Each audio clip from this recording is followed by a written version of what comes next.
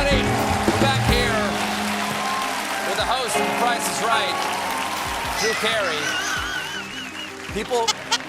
People may not know this about you. I did because, I've been working on your Wikipedia page for years. Sure. But you were in the Marine Reserve. Yes. You know the Drew Carey who's always smiling on TV.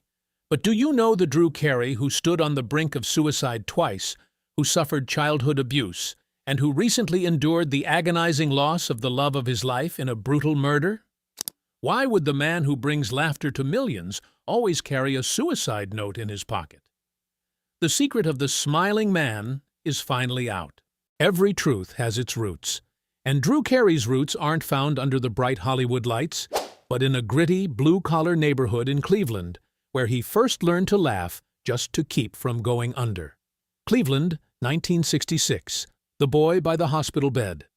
Drew Carey was born on May 23, 1958, in Cleveland, Ohio, a tough working-class city with no obvious path to fame.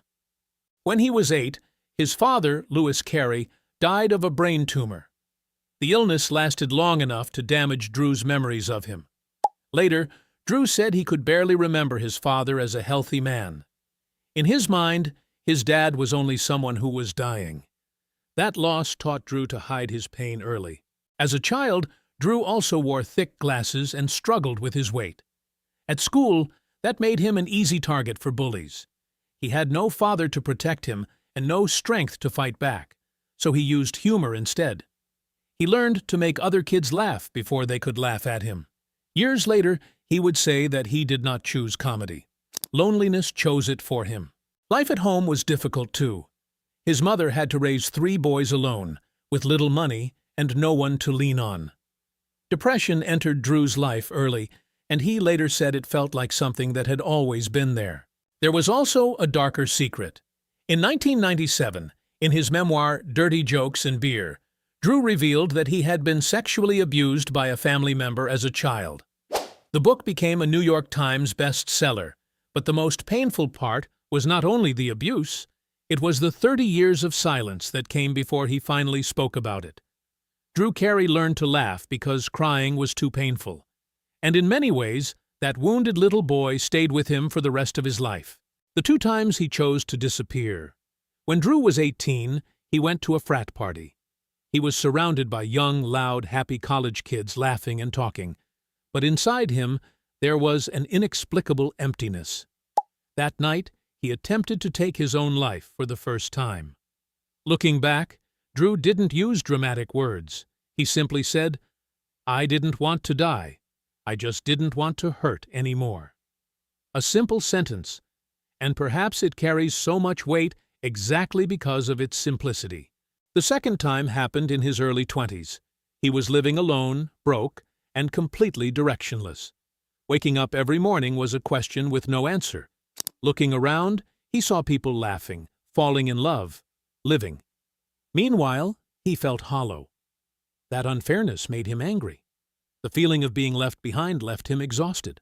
It wasn't until a 2025 interview that Drew finally voiced what was going through his head on those dark nights. "I thought at the time, nobody's going to miss me. My mom has suffered enough. My brothers have their own lives. The world would be better off without me." Viewers heard those words from a 67-year-old comedian, but they were conceived by a 20-year-old kid, sitting alone in a room nobody knew existed. Twice he stood dangerously close to never existing at all. Twice the world almost lost the man millions would eventually come to love. And nobody knew. Not a single soul. The story should have ended there, but it didn't. A few years later, something unexpected anchored Drew Carey to this world. The uniform that saved a soul. In 1980, at the age of 22, with his life teetering on the edge of nowhere, Drew Carey made a life-or-death decision. He joined the United States Marine Corps Reserve. It wasn't the launch of an illustrious military career, it was a desperate last-ditch effort to save himself. He needed structure to keep his mind from shattering, an ironclad discipline to block out the urge to give up. In the military, for the first time in 14 years, Drew wasn't the fatherless kid or the victim of bullies. He was Sergeant Carey, a man with responsibilities, a man with a place. His squad mates in Ohio's 25th Marine Regiment knew him as the Cleveland Kid, a Marine who always knew how to lighten the most tense radio transmissions with his sense of humor. Years later, a fellow veteran recalled, "Drew had this knack for turning a pouring rainstorm into a punchline. He made us believe that no matter how bad tomorrow might be, today was still worth living." But beneath that crisp uniform, the Cleveland Kid was quietly learning how to survive in an entirely different way. He started writing jokes, initially just to help out a local DJ, but it gradually became an outlet to vent his pent-up trauma. From cramped open mic nights at Cleveland dive bars, he found a new weapon: laughter. The military taught him how to stand his ground, and stand-up comedy taught him how to breathe. Those two worlds, one defined by rigid discipline, the other by the pure freedom of the stage, became his first solid foundation, strong enough that he no longer wanted to vanish from the earth. That was when it clicked for Drew. If he could survive the grueling days of the Marine Corps, he could survive the long, lonely nights. The night Johnny Carson offered the couch. The year 1991 marked a turning point when Drew landed on Johnny Carson's legendary couch, the highest badge of honor a comedian could ever dream of. From that moment on, the gates of Hollywood swung wide open. In the years that followed, Drew Carey wasn't just a name. He became a phenomenon. His self-titled sitcom, The Drew Carey Show, didn't just run for nearly a decade on ABC. It turned the story of an average Cleveland everyman into something millions of Americans deeply resonated with. He wasn't just acting. He was co-writing, producing, and calling the shots. By the time Drew Carey had his name carved into a star on the Hollywood Walk of Fame in 2003, he had come a long way from the college kid who flunked out due to bad grades. Ironically, the brighter the stage lights got, the larger and more terrifyingly cold his hotel rooms felt after each show. He had the world in the palm of his hand, yet he had never truly found himself. When all of America said, "You're no Bob Barker." In 2007, a call from CBS thrust Drew Carey into the biggest challenge of his life, taking over for Bob Barker, who had hosted The Price is Right for 35 years. To the public, Barker wasn't just the host, he was the soul of the show. When the announcement dropped, instead of congratulations, Drew was met with skepticism and outright hostility from loyal fans. Backstage, Drew was fighting his old demon, the feeling of being a failure. Every night before taping, he was haunted by the thought, "If I fail here, everything I've built will collapse, and this time, I won't be able to get back up." This was the third time he found himself on the edge of the abyss, but this time he couldn't ask for help. In the world of a star, vulnerability is seen as weakness. He had to learn how to master the pacing of dozens of complicated games, not out of a thirst for power, but out of a desperate need to prove he deserved to exist there. He didn't try to be a Bob Barker clone. He channeled his fear of comparison into the drive to prove his own worth. After 17 years at the helm, his quote, "I want to die on stage," is no longer just a joke. It's a declaration that the stage is the only place he truly feels he belongs. The doctor said, "You're not going to live long." In 2010, Drew was diagnosed with type 2 diabetes. His doctor didn't sugarcoat it. If he didn't overhaul his lifestyle immediately, his life would be cut significantly short. It was a breaking point, a non-negotiable ultimatum. In the months that followed, Drew did what very few people his age can pull off. He dropped roughly 80 pounds. He went from a size 44 to a size 33 waist. His zero-carb diet was strict to the point of being punishing. At least 45 minutes of cardio every single day. No days off, no exceptions. The results came slowly, but surely. Eventually, he no longer needed diabetes medication. This wasn't some trendy fitness phase celebrities go through for good PR. This was about survival. But fixing the body was the easy part. The hard part was his mind. During his physical transformation, Drew carried a book with him everywhere. Man's Search for Meaning by Viktor Frankl, a memoir by a psychiatrist who survived the Nazi concentration camps. Drew shared in an interview, Frankl lost everything, his wife, his parents, his brother. He survived to tell the tale. I read it every time I wanted to quit. He read Wayne Dyer. He read Zig Ziglar. He read Og Mandino. Not because it was the trendy thing to do, but because he needed to. On television, he was a steady, reliable star. Off camera, he was still fighting tooth and nail not to break. He had managed to save his body.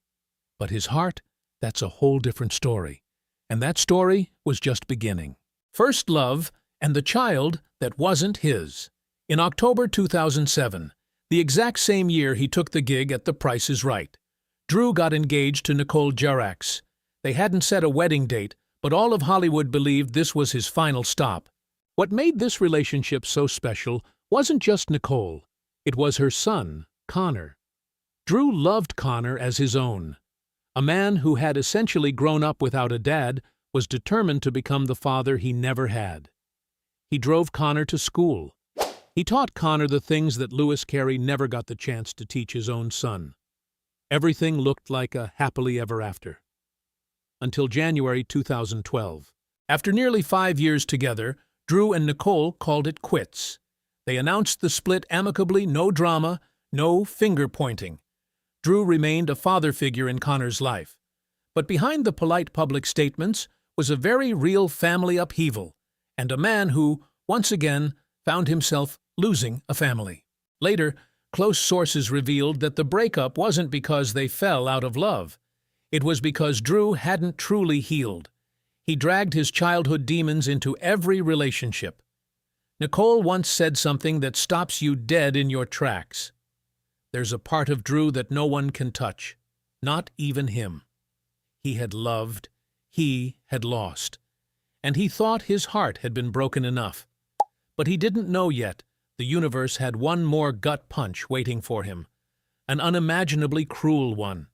The girl with eyes that looked right through his smile. In 2017, when he met Amy Harwick, Drew was 58. She wasn't just a beautiful woman or a highly successful psychotherapist. She was the very first person to reach that 8-year-old boy still cowering by his late father's hospital bed. Amy didn't walk into his life to fill the void with Hollywood glitz and glamour. She was there to decode the scars on his soul. She was an expert in trauma recovery, and Drew was an invisible patient of his own life.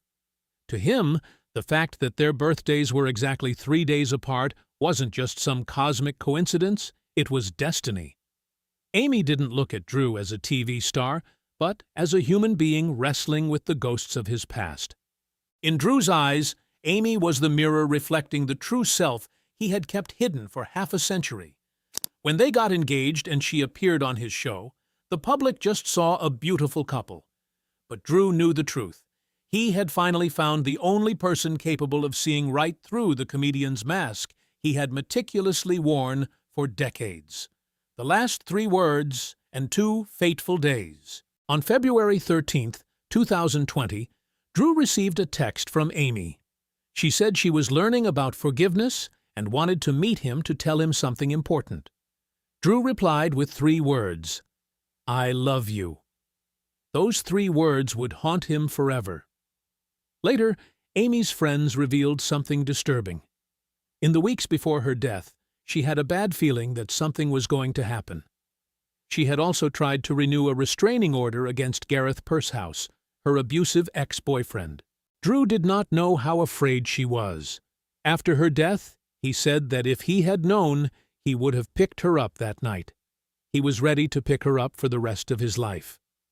On Valentine's Day night in 2020, Amy went out with friends in Hollywood. She came home around 1:02 a.m. on February 15th. Minutes later, her roommate heard screaming, then the sound of a body hitting the ground.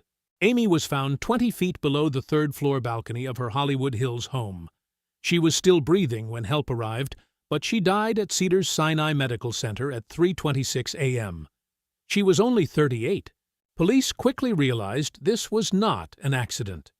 There were signs of a struggle. Marks on her neck showed she had been strangled. A rosary was scattered from the TV room, through the bedroom, and onto the balcony, like a desperate trail.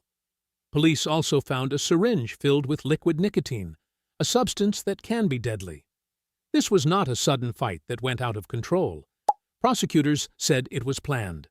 The focus turned to Gareth Pursehouse, the ex-boyfriend Amy had reported for abuse years earlier. Police arrested him 14 hours after her death. He had scratches on his neck, chest, and arms, along with a bruise that looked like a bite mark. Prosecutors later said he broke into her home, waited for her, attacked her, strangled her, and threw her over the balcony. 2 days earlier, Amy had texted Drew about forgiveness. 2 days earlier, Drew had told her, "I love you." In another life, that message might have been a new beginning. In this one, it was goodbye. The wall of silence shatters. There is a photo from February 2020 that few people noticed. Drew Carey was standing outside Forest Lawn Mortuary, holding flowers in one hand.